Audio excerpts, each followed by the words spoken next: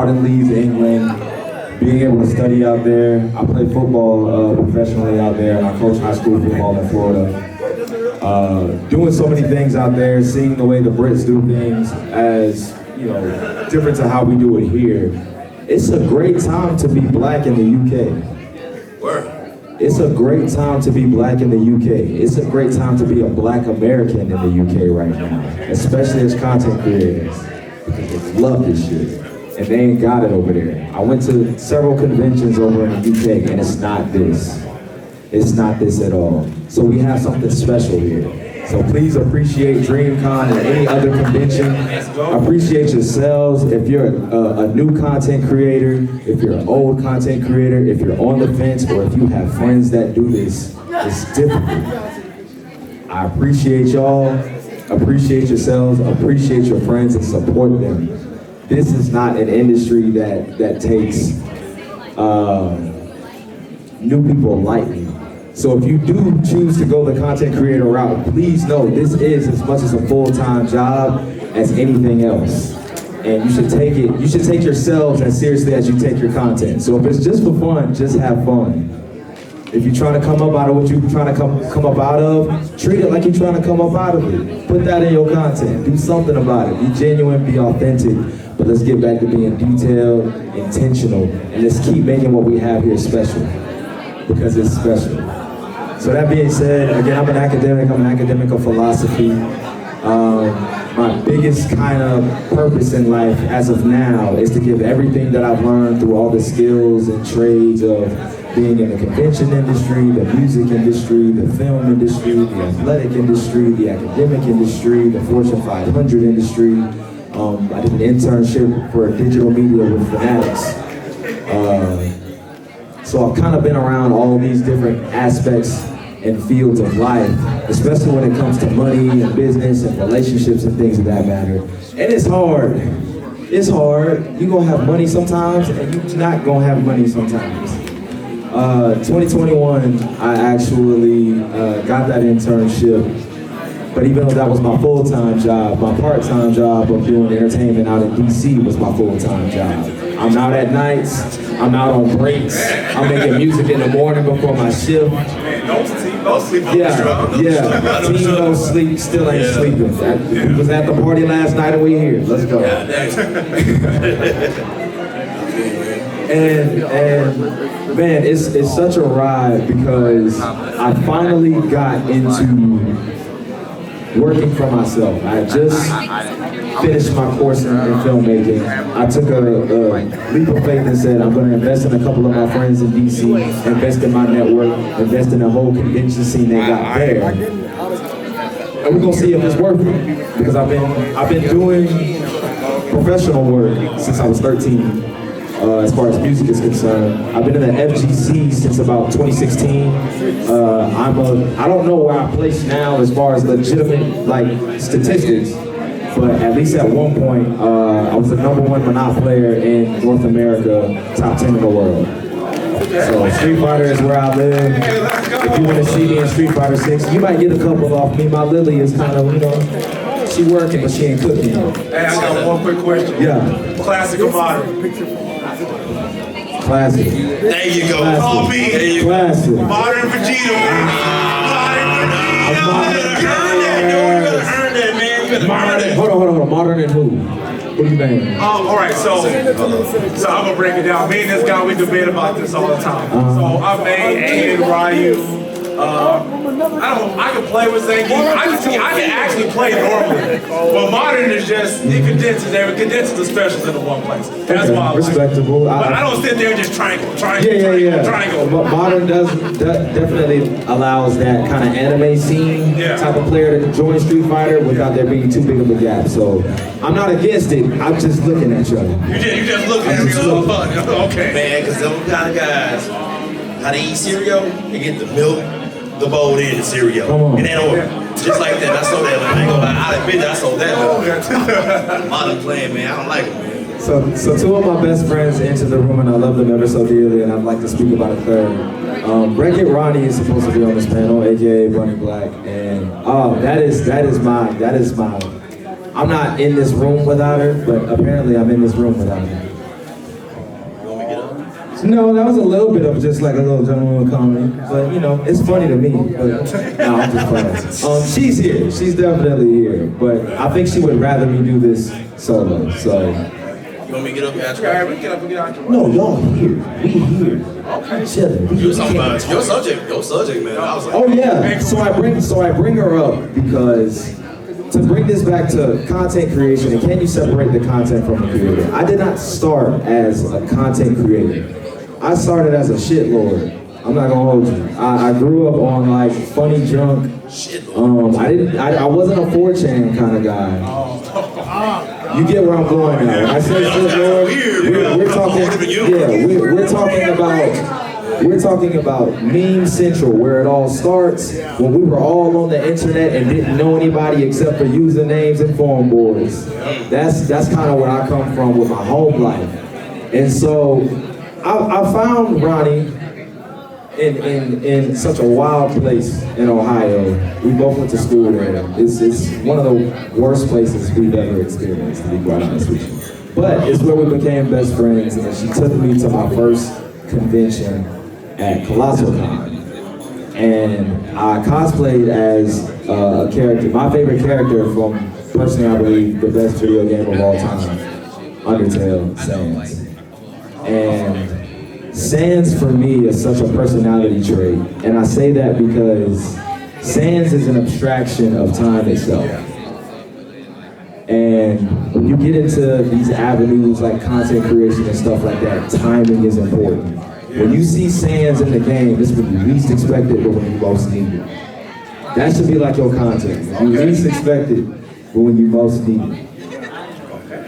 So, as you think about that, that's Sans as a person. Sans as a person is someone who understands the world so much that he understands different worlds. And when you become a content creator and you create your own world and you put that world on display, you now have to exist in the world that you know and understand as everyone else knows, and you have to exist in the world you created, because everyone's gonna expect you to be MoonmanFlo. Everyone's gonna expect you to be Wreck-It Ronnie. No one's gonna expect you to be Seven. No one's gonna expect you to be Ronnie. So you have to learn how to separate who you are from the product that you make. Remember, the content is still a product. It's fun, it's what we do, but it's still a product. Just like with music in the music industry. When you see Drake, you see a certified lover boy, but you don't see Aubrey. You don't see Aubrey. Get that name. When we come to conventions, a lot of people see Wreck-It Ronnie. I see my nigga with a forehead. What's up, forehead? You know what I'm saying? Like, and you see that. You see when you come to conventions, you see your friends, it's different with your friends. And for those of you who, like I said, are gonna continue with this and try to make it into places like a DreamCon panel and stuff like that, please start small. Don't jump off the bridge too soon. You can absolutely overwhelm yourself with the things you have to attend, the information that you know, that you have to know, and the people that you meet. And when you get into this space, protect your identity at all costs. I say my name is MoonmanFlo because that's been my stage name since about 2012. I'm 27 years old, I'll be 28 in November. I've been doing music since I was 13, so yeah, that makes sense, all right. And, oh man, people know me as Flo. People recently know me as 7 because it's my new football number. People know me as Moonman, but not Moonman, the music guy. They know me as Moonman, the Monop player. And even in the FGC, I have to have my own identity. I have to have my own ego. I have to have my own pride. You step into the FGC, y'all saw the Justin Wong Mortal Kombat reel where he's like beating a 7-year-old relentlessly. Hey man, you gotta learn. You gotta get good. That's what he said. You gotta learn. You gonna learn today. I done that at playing more versus Capcom too. Yeah. This convention a couple years back, man. He was having fun, but I was like, damn, I'm sorry.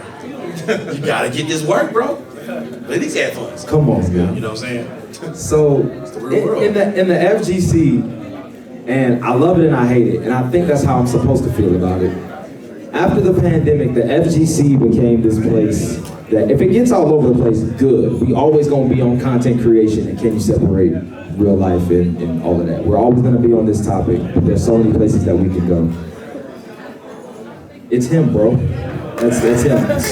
Tyler Herring, ladies and gentlemen, one of my best friends. He does a great job at separating it as well. So that's like, I've seen it from a couple of different places, different types of content, such and so forth. So it's always possible. With the FGC, does it not feel like the WWE right now? Come on. Y'all ever be on Twitter and y'all see the FGC interact with each other? We got to the point we posting like throwback pics of like kids 8 years old, like at the tournaments and stuff. People calling out, y'all gonna let this little dude pull up on you like this? Where did you find that picture? Man, you scrolled all the way back to Where did you find that? You was popping up at the events, you know, chest out, puffed out, and it's like, that's cool and all, but like, when you turn the game off, you just go to your mom with that same type of heat, you be ready to go up the top rope on your sister and like ready to, like you stream on Twitch, man, where's this energy coming from and how did it get so real so quick? But the reason I love it is because you get to become a version of yourself that isn't, I won't say isn't acceptable because people get popular and make money off of it. But you get to step into yourself. You're choosing to be this way. You're now stepping against the grain of how you understand that you should behave in society to be like, this is who I am and this is who I'm presenting. That's also a separation in itself. Who you are, so as you're perceived and how you present, how you impose that on people. When people see me walking around here, they're very confused because I'm the only dude out here that's gonna consistently wear eye black for 4 days and it just be because I feel like it. It's not a cosplay, it's not nothing. I play football that comes from that, but this is as much as my identity as, like I said, I played football for 18 years still playing and I coach it too. This has been part of my identity and the people who know me understand it. It's a very fine line you have to tiptoe, but when you get good at it, I can leave my room dressed like this, and the people who are meant to find me can give me water because it's kind of hot in Austin.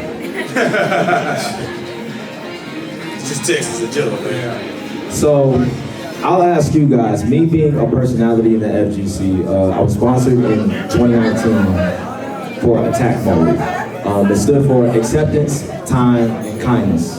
And my persona on stream, very cool, very chill, motivational at times, and I might beat up on you. I'm sincerely going to beat up on you because I don't suck. I'm very good at the game. But at the end of the day, I'm gonna teach you, I'm gonna have fun with you, and I'm not gonna really, press down on that because we're having fun. And the more people that we get involved in what we have going on, the less kind of gatekeeping we get with the personas that we derive into our characters, into our presentations of ourselves. The more that we dive into what we do, who we are, and being like, okay, I'm gonna do this. But what you got going on? My friend got this, like, that's how this should feel. Okay. That's how this should feel. It can be tough, knucklehead, wet willy type vibe. But let's make sure we all on that same page and we let people join in on it too. Because it's fun. It's fun on the inside and outside. So let's always make sure that we get as many people inside, because it's AC. You know what I'm saying? You know a good example of that? So just outside this room yesterday, so we're a podcast ourselves. We were basically being healed. How do you balance that when you have to take off days for a convention? How do you balance that with your finances, where you live? Because it's very different to be a content creator out in Arizona, but it's also, in Arizona versus being a content creator in, let's say, New York. You're gonna get very different things. And your bills are gonna look very different. Well, you say rural versus like, big city and stuff like that. So right. Yeah, you're right. So if you're, say you want to be an FGC brand kind of guy, move to Vegas. Evo is there every single year. You are now minimizing that cost to travel to Vegas. It's gonna burn. But you came to Austin, so clearly that don't bother you. Yeah. There's a lot of people on the East Coast too, man. That's in here. There's a lot of people on the East. Yeah. We just Shout roll out. hours, man. I'm out here from Florida, so we out here. Another Floridian. Another Floridian. Hold on. Let me get some area codes in here. Hold on, we got 713. 713 281. 335 33617. I'm 912-904. Come on. Somebody. That's the only reason I did. I'm like, I know somebody from Jackson. Representation matters. Yeah, buddy. Don't we look good though? So I'm gonna bring it back. So back to the FGC, being a face, being a brand. I was the face of Attack Mode for 2 years. That means that when we're dropping merch, I'm getting merch, I'm putting it on, I'm taking the selfies, I'm doing the thing, I'm putting the message, I'm posting it. And you have to think about how are you going to authentically post this? Because you represent yourself, you represent your brand, you represent your ideas, and you still have to come off as a content creator. It's so strange to live in this world of perception. That if you get lost in it, call your friends. If you ever feel like you don't know who you are anymore, or you're compromising a part of yourself, please call a friend for grounding. There's been times that I have been in very kind of strange places due to the things that I experienced, having to navigate a personal life, having to navigate business relationships throughout things like this. And it can confuse you. You feel like you're doing everything right just for something to go wrong, and you're like, is it me? Yeah. And you just gotta call that friend up and be like, hey, is it me? And they're gonna be like, maybe? But you need that maybe. Yeah, you need that. You need that maybe. You need that maybe, you need that no, and you need that yes. Because you have someone that's not you confirming your identity. You need that. So before you jump in here, find you a friend that would be okay with, hey, if this ever gets to my head and I can't tell the difference between Riley Escobar and Easy Street Esco 35, like please let me know. Please let me, like, get you a friend that can do that for you. So Attack Mode for me as a collective was that group for me where I could be, let's put on the perceptions again. I could be the strong, masculine, soft male image that's like, I'm tough, I'm big a lot, but like everybody's my buddy, everybody's my friend, I'm very nice, giving, all of that. I can be that person, and that's what I'm supposed to be right now. I'm getting promoted to be this image. It's an accurate representation of myself, so I don't have to feel guilty about if I'm pushing a propaganda, if I'm doing this or that or the other. I'm authentically being myself, and there's an organization that's investing in that side of me. Let's express it. You have to allow your platforms to be your canvas of expression, because the internet is still a new thing. It's still a new thing. It started as just getting everybody to talk to each other. We talking to each other in very different ways. Continue to talk. Continue to find out how you use your words, your images, your brands, your art. Figure out how that works into, again, the content. You know what I'm saying? Again, who you are versus what your product is always going to be two different people. Because who knows if Kanye West really wants to run for president again, or if he's going to drop another mental health album. Hey, that's a good question, man. Can you separate the content from the creator? Because that guy right there, man, growing up, I love Kanye West. He's a real name. Man, he was my favorite artist, man. That man could not miss, man. I love what he represents. What he morphed into now, I don't know what that is, man. It's sad to see, man. It really is. That fall from grace, man. And there's a lot of people, man, that we're all taking that fall with. It's like, man, Kanye, not you, bro. This is what you're doing? It's hard. This guy always gets on me about it, too. Yeah. So then let me ask you, How do you feel about the question, does art imitate life or does life imitate art? How do you feel about that? Don't answer it, how do you feel about it? How do I feel? I do believe that art does imitate life because you have to experience something. You know, and I always say experience is a master, it's a teacher, it's unbiased, unracist, and any of that kind of stuff. It can fuck you up. Hope you cool. Oh no, we good with it. Oh, we grown, right? We grown, right? My bad. It'll mess you up. Let me say it like that. It can mess you up, or it can make you the best son of a gun out here. It sounds like you mastering it too. The way you talk out here, how you talk. So I feel, because you ask how I feel. Now, what I know is a whole different thing. But how I feel, it can do that. Exactly. So I think that's where they come from. So I'm an abstract artist. Everything I do does not make sense unless you know me. Right. But I can explain it. And that's the biggest power that you have as an artist, being able to communicate what you're trying to do. Please be able to communicate what you're trying to do. Because if I don't get it, not only will I not consume it, if you can't explain it to me, I'll never get it. And if your goal is to grow, you're gonna have to be able to connect with people instantly. You gotta be able to connect with people instantly. What everybody can connect with is, perfect example I'll give, Caleb City. Caleb City on Vine specifically, because you had a lot less time to figure out what you needed to do. And that man came up with so many different ways to connect with the blurred pop space. You got bruh folding himself up. It's like, damn, we all did get folded like that. Yep. Your mom pulled out a picture of you slumped on the couch, your leg just all the way up here. Yeah. Like a family guy. You know what I'm saying? Like he tapped into experiences so readily, so quickly, that when you saw it yourself. He didn't have to say it, you just had to be funny for 6 seconds. That was beautiful. So just be able to effectively communicate what it is you're trying to do, because when you're actually able to do it, it'll speak for itself.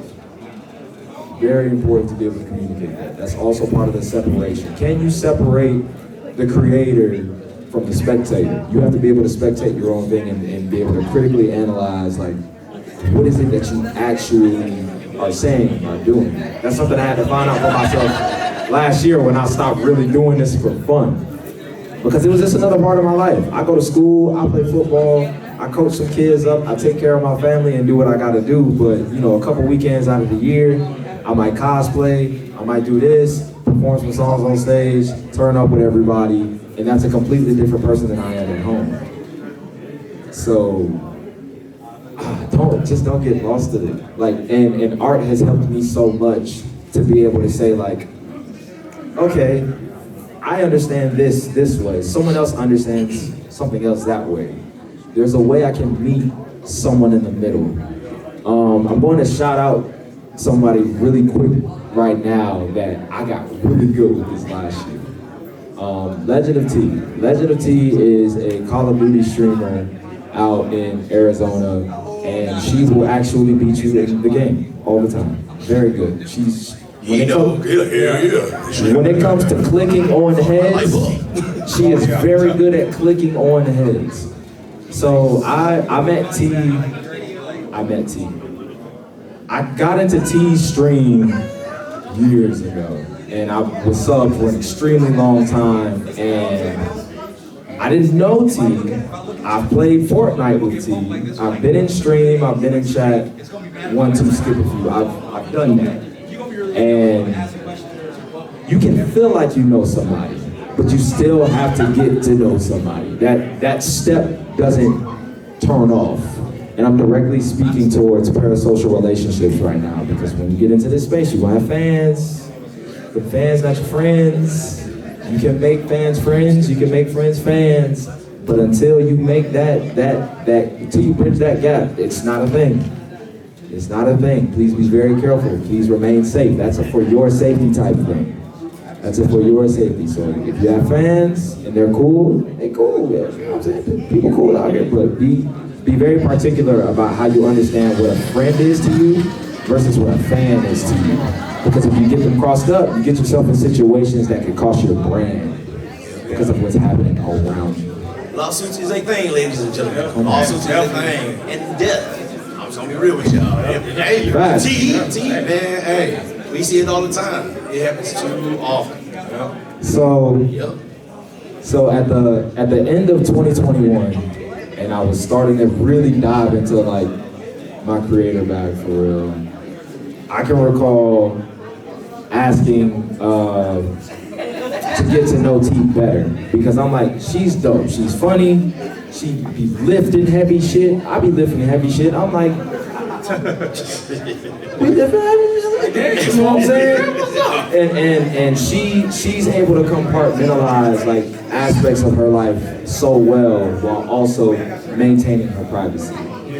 That's a balance from speaking with her that I've learned that has been monumental in how I keep my own sanity. Because once you commit to it and you're going, it's no looking back. Everything you've done, even the success can creep back up to haunt you.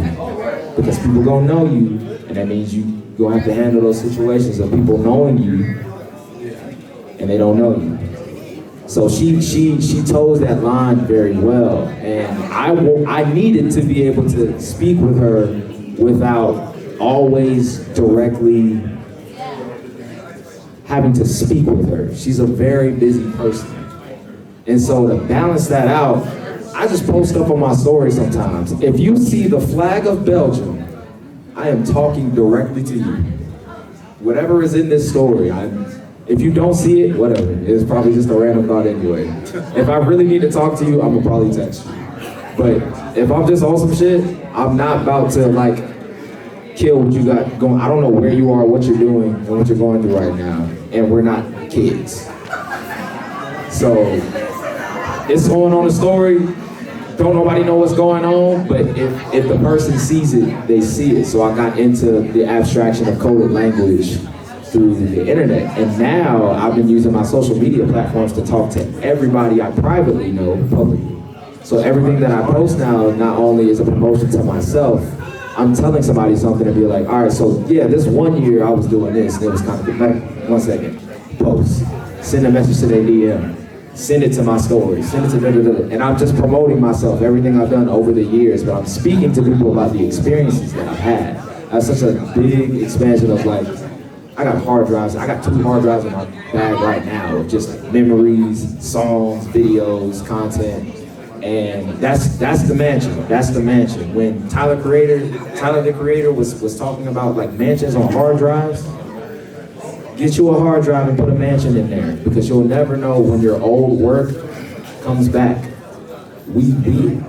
How many R&B samples are floating around these days from the 90s? James Brown, self-made out there. It's all coming back, so keep all of that on you. Keep all of that on you. I've been able to use the archive of my life as promotional tools. So now my content gets even more gray. Because you don't know if I'm talking to you, you don't know if I'm promoting at you, you don't know what I'm talking about possibly, you don't know where I am, you don't know who I am that given day because I'm also a method actor. It's so gray where you're just kind of like, okay. And I had to get through here's another thing. If you do decide to do that route where you choose to use social media in a way that isn't intended, please know that you're gonna have to stick out a face. If you're the results, I have to see it to believe it type, you gotta get that out of your mind. Because I killed my algorithm doing it, but it's good because I fed the algorithm what I wanted to feed it. And the people who consume that are now going to get that content if they want it without trying to get it. You gotta let the process kind of happen. Because you're working against trends all the time. If you sincerely knew how much data gets uploaded to the internet every second, you'd be like, turn it off. That's why we have AI. Turn it off right now. Stop putting it. That's how you would feel. But since it's already there and it's our fault, reuse it. Reuse it. You don't have to put more on there, especially if that scares you. Reuse what you have. Don't throw those things away. Those are memories. And I say that also because think of your parents who didn't have the internet growing up and how many pictures and videos they probably wish they readily have can be like, Jim, remember when we were back in Kalamazoo, right? You talking about the summer of '82. And you flipped off that big old hill and then you get to see the size of the hill and it's just like actually like a little Man, it was an anthill, mama. Come on. Like, why you lying, Frank? Evidence. Now's the time to start collecting the evidence of your life and, use it as content. Use it to explain your story. It's all backstory. Everything that I do is backstory because I've always been characters. One of my favorite characters that I've ever created is known as the Super Senior. It comes from the idea that I had to do a 5th year in college because I had to go home one year to help with a family situation. And so, boom, I'm the 23-year-old amongst 18 and 22s, but I feel like a 30-year-old amongst 6-year-olds. Oh my goodness. But at the same time, it's like, okay, I'm that guy for real. Not him. I'm too old to be using it's him. So I'm that guy still. My 5th year of college, I was a football player. So that means I'm on the NCAA schedule. I'm on the NCAA schedule for football. I go to a liberal arts college that's for independent research, and I'm working on a 70-page thesis paper about game flow and how to turn the psychology of what makes card games fun and translating that into like video games. So my whole thing was making the social excitement of like playing Uno. Why is playing Uno fun with like friends in real life and turning that into the game? How do you replicate that? So that was my study. And while I'm doing that, I'm trying to be a music artist, not just on campus, around the world. I had a song that was fortunate enough to just get found on a California radio and it got placed around the world.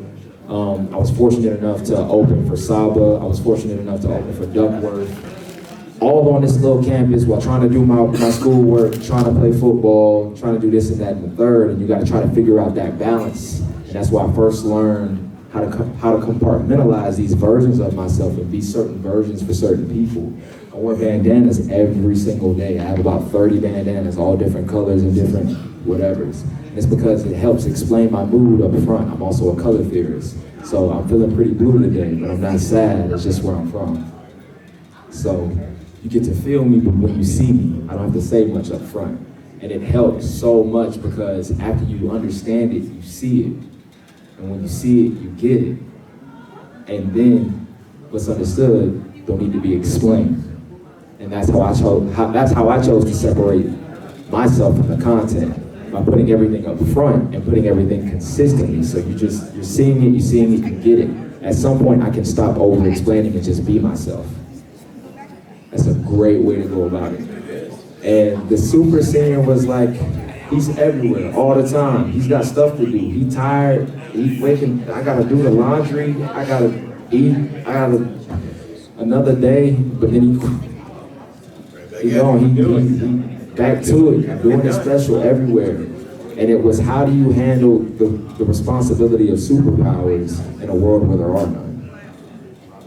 When you find out what it is your thing is, figure out how to manage that as if no one else has what you have. Matter of fact, go a step further and manage it as if no one else has anything. Because then you're gonna further separate yourself. You have nothing to compare yourself to. Deprivation is one of the most important things to push creation. So sometimes you gotta consume less to get better ideas. So with that being said, I would like to open to y'all, what are y'all ideas? And how do you implement that into your podcast and your brand? And how do those ideas represent you as your brand and as you give it to yourself? So to wrap it into a much more solid question. When you create what you do, how much of yourself do you put into it? How much of yourself do you say is for the entertainment? And how does that become the special brand of what you have? How do you take who you are and your gift and what you put into it and turn it into, this is us, this is special, no one else has this? How's that process for y'all? You want to go first? No, you got it. All right, so. Got to marinate on that. All right, so if you guys don't know, we're the Fusion Haa Podcast. We're actually going to be doing a podcast here at 4 o'clock through DreamCon. Basically, this guy and myself, he came up with the idea of wanting to do a podcast. I'm innately a shy person. This is one of the most outgoing people I've ever met in my entire life. Yes. And we do a podcast. We balance each other off pretty well. We talk about anime, video games, wrestling, and comic books. For me, being shy, growing up, suffering from ADHD and things like that, anime, man, was something that I could always relate to. So when we talk about anime, when we're editing, putting things in there, I feel like I'm putting a little bitty piece of my soul into every piece of content that we edit or create. Because I want to put myself and my best friend out there in the world so people can get to know us better. So we all have this shared experience of this thing called pop culture, anime life. So I just like to create things and put things out there so we can all relate, we can all talk to each other. We can just keep it going, man, and hopefully it can inspire somebody else to do the same thing, and we just keep helping each other. What about yourself, bro? Oh, goddamn. Well, me, because I'm trying to stick with the question you asked. When I was working at the skating rink at the time, when I was doing the concession stand. Okay. This one chick was, I interact with people, period. I always try to, my philosophy is treat others as if they had a bad day. Because I don't know what, y'all might have went through something, man. Y'all probably got some wild charges on y'all credit cards right now because of these goddamn hotels. LA's a bitch, trust me. Anyway, so I try to give y'all the best of myself, which is Jimmy Brown. And so I also put that in the content. So I try to make y'all laugh. I think that's the best man to say. Besides a bully. I'm in the military. I was in the military, that's why I said that. But anyway, so I say slick shit like that, so you can see how you like, oh my God! Yeah, right? Like, oh, and see how it's coming out now. See how it's coming out. So now I'm comfortable. But I believe like we all need to laugh, but also at the same time, I try to put in, some lessons and stuff like that, because like, talking to you, listen to you talk, I'm like, oh, that man really is an artist. Like even how you sway and stuff like that, I'm like, oh my God, this man is a true artist. I'm like, I'm digging this brother. And I'm like, man, the whole time I'm like, you drop the gem, so also I'm trying to do the same thing to contribute with our brand, our podcast, and all that stuff. Because I want us all to get together. Like, look where we at right now. Like this DreamCon, this is my first one, right? And Friday, we literally was back here Friday, we were supposed to do a podcast Friday, and nothing happened because of stuff. I didn't go nowhere else. Well, we didn't go nowhere else. And I had so much fun just looking at all my people, all black people, different shades, colors, all that stuff, man, right? And it was a beautiful thing. I'm like, this is what I want to have when I grow up, even though I'm 36. But still, this is what I want. And I want to do this. I want to get paid to do this. And I enjoy this atmosphere. I was just making a joke earlier with him. I was like, dude, I wish DreamCon was every day, because this is nice. I would love to make money, feed my babies like this, man. God damn, this is beautiful. Like, oh, kids coming. Golly. All right. Gosh darn it. You see how y'all laughing? That's what I want to do, man. We all together and stuff like that, man. And I want to do that every time I put out content. If you don't like it, I understand. I'm not going to fight you. Why you don't like it? Or, you know what? If you don't like it, tell me why you don't like it. I offend you, my bad. I'm never trying to offend nobody. Because we live in a weird time. And like you said earlier, this internet stuff is still pretty new. Like, it came out in the 80s for the military, and in the 90s we had dial-up for some of y'all don't know. It was a tough time. So, but then like, social media was like what, early 2000s. I remember Zanga. Facebook was like something just for colleges. You know what I mean? I heard my homegirl, Kira, she was like, oh, I have Facebook. She went to college. I'm deprived, graduate. Yeah, that didn't do shit. But anyway, that being said, but see how I got your hand? Yeah. That's all I want to do. That's all I want to do, man.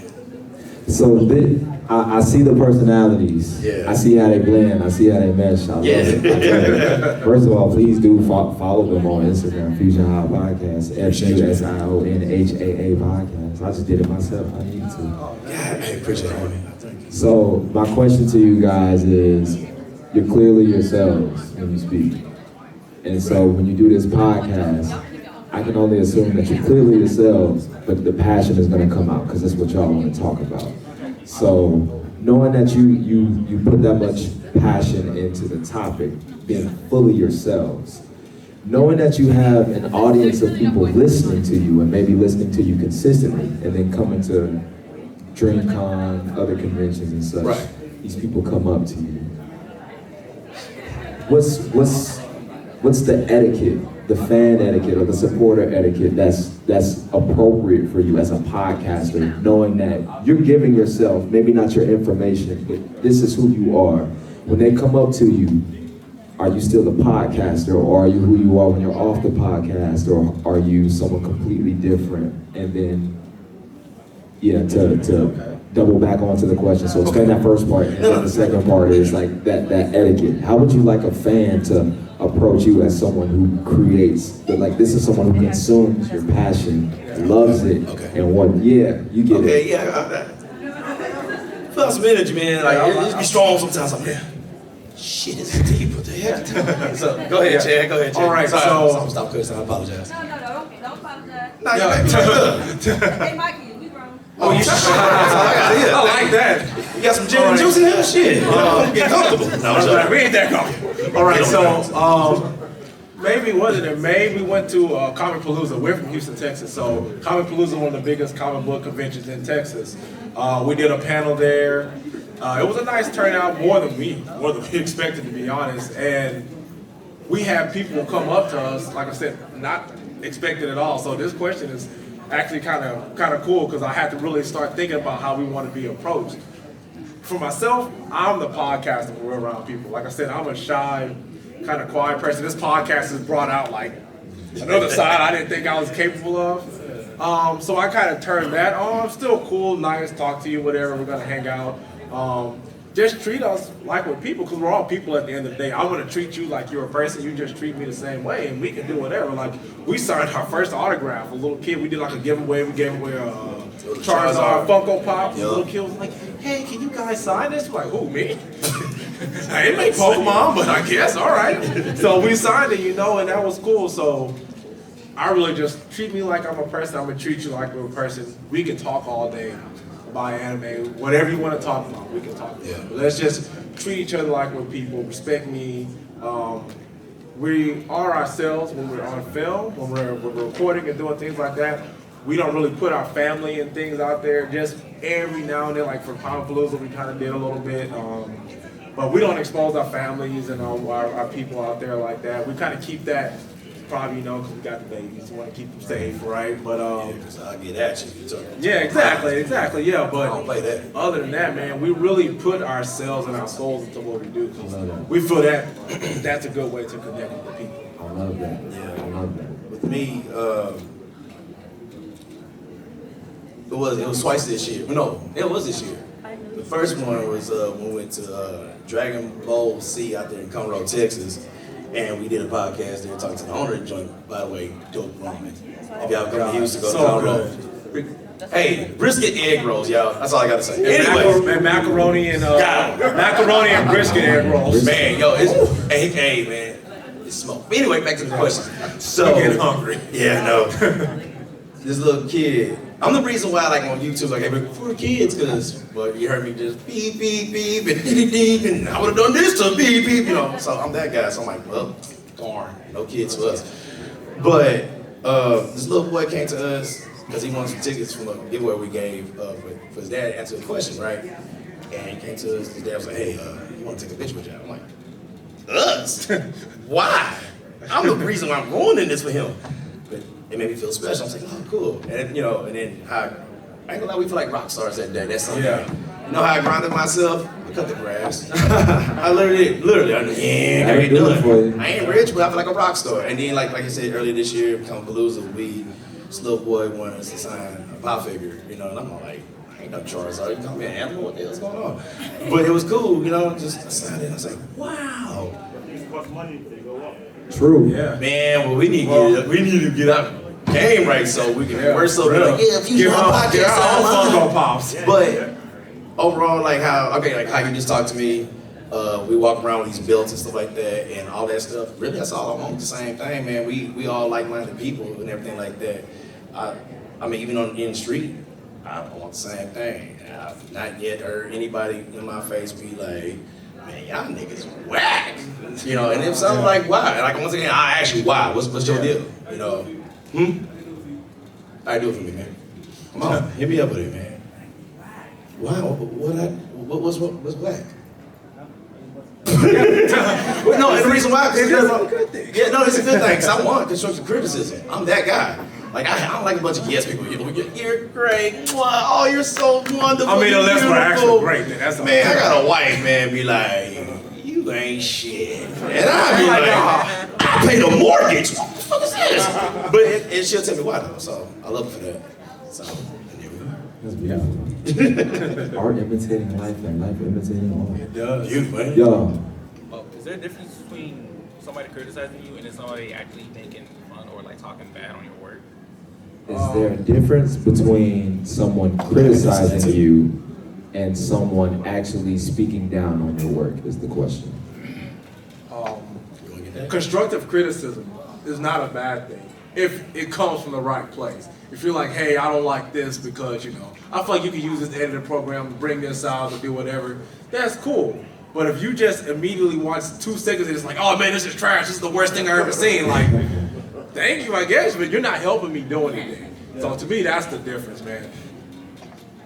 You go. This is your podcast. Just having a good time. Yeah. There's always going to be a good way and a bad way to tell somebody something that you truly believe. And I think that you should tell, when it comes to criticism specifically, bad criticism will always come in the form of interrogation, where the question more so feels like, why are you doing this? As opposed to, I'm not understanding what's going on here, and I'm trying to get clarification. That interrogation style of criticism that feels more like, man, well, he ain't even got this, he ain't even got that. You might hear your parents like complain about the littlest shit. It could be a sock on the floor, but to them that's like doomsday 7. But it's you really don't understand like how much you can say nothing to somebody with your opinion. And I think those are the bad criticisms. The criticisms that come with no new information. Nothing forward, nothing backward. It's just, you said it and we have nowhere to go from here. I don't think that's a critique. I think that's just a negative observation. That is a verbal fart. That's what I'm gonna call it. A verbal, I'm gonna sound smart, verbal flatulence. Yeah. There it is. I learned the definition of flatulence from Nickelodeon. Word? Yeah.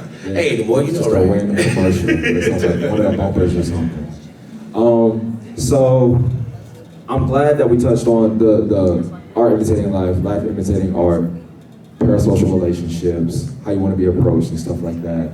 Because myself, my own logo is a smiley face. It's a smiley face from a comic strip that I did in 2017 that was based around like dad jokes and puns. And it always ends with like the smiley face of the dad, like, yep, did it again. Like that sort of vibe to it. Got it on hats, shirts, masks, all this stuff. And for me, it's a reminder to other people that I'm a happy person. Because I understand the way that I personally look. I'm not the most, like, I don't look approachable a lot of times. A lot of it is because of how I look. But I'm an open book. And when I wear the smiley face hat, people, I like the hat, I like the hat, I like the hat. Because I'm probably not smiling. I'm a stoic Buddhist. I'm probably not smiling. But I feel all the joy that comes with being present. And I feel all the joy that comes from sharing with others. So that logo, that branding reminds other people, hey, you can have a quiet happiness. You don't have to smile to be happy. Happiness doesn't always look happy. But if you're honest with yourself and you know you're happy, find some way to show it. And that's my way of showing it to people who recognize and know who I am. Fire like you, right now. Put the heat together, fire,